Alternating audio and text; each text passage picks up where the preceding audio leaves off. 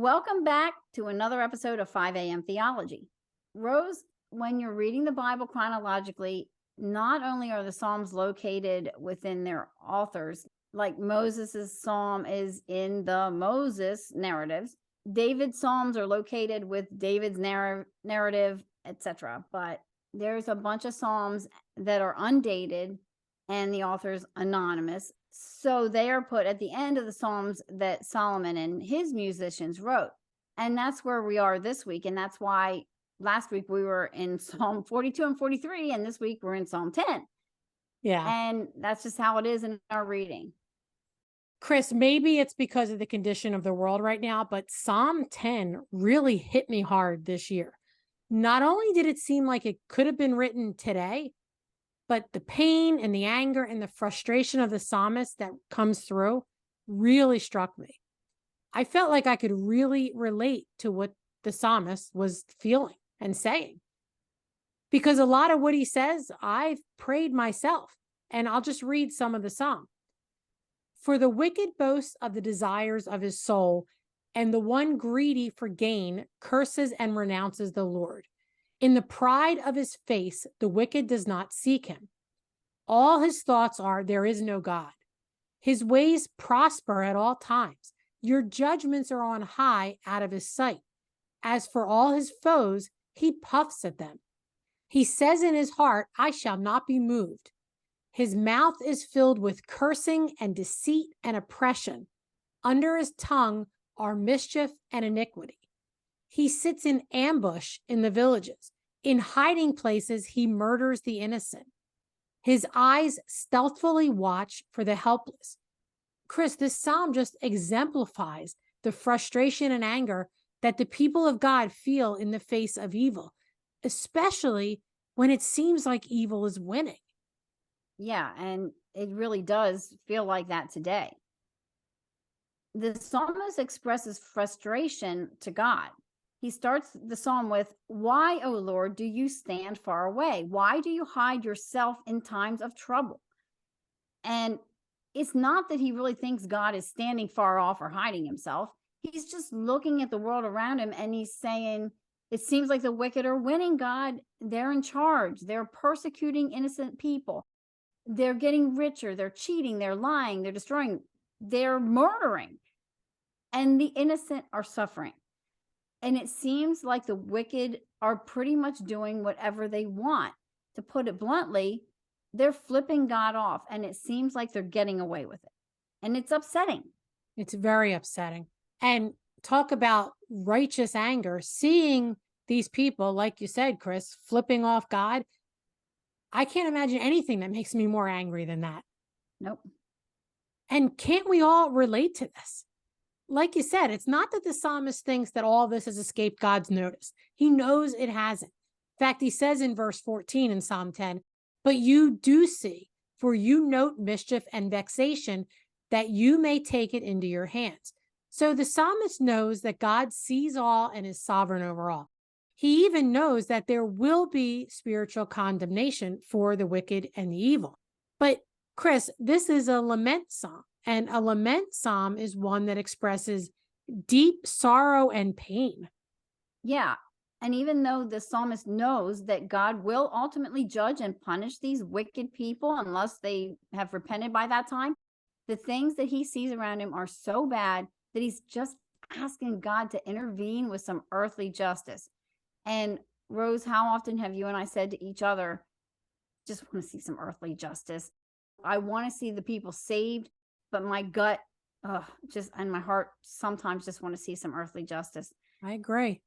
The psalmist asks God in verse 15, break the arm of the wicked and evildoer.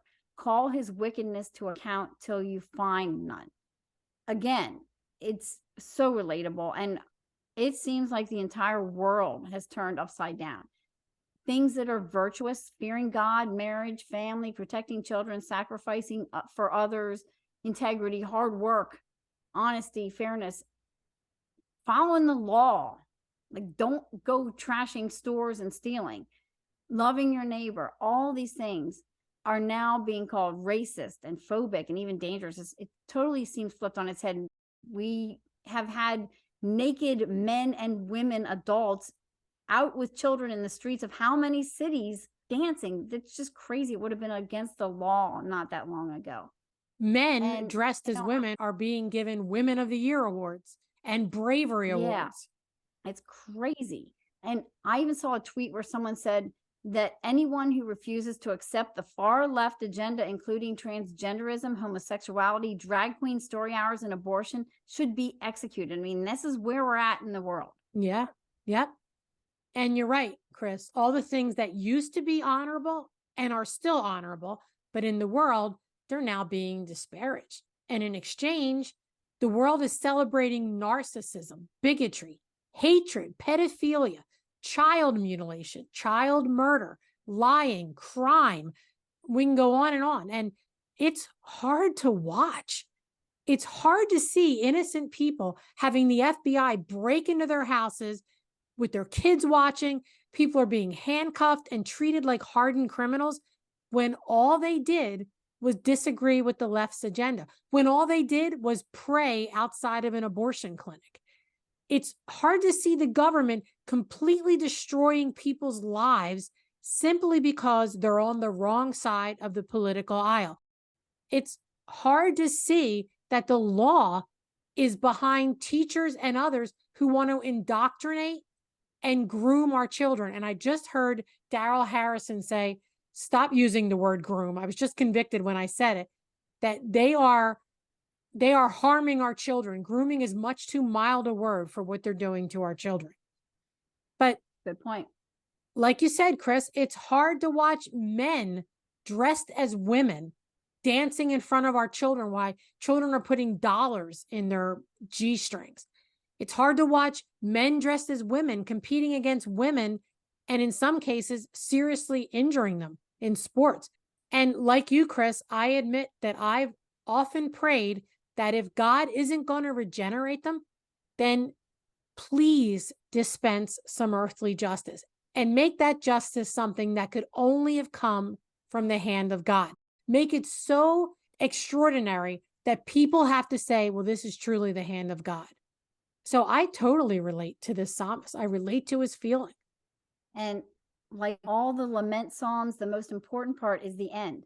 In all of the lament psalms, the psalmist pours out his pain and his frustration and even devastation that he's feeling. He often asks, where are you, God? But he never ends there. Even though it seems like the world around him is falling apart, all of the lament psalmists come to the same conclusion. God is sovereign and he's good, and we are not. Psalm 10 ends with this: the Lord is king forever and ever. The nations perish from his land. O Lord, you hear the desire of the afflicted. You will strengthen their heart. You will incline your ear to do justice to the fatherless and the oppressed, so that man who is of the earth may strike terror no more.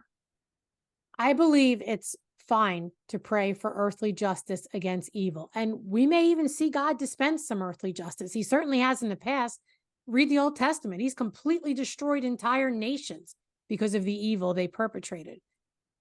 But he may not. He may not dispense earthly justice.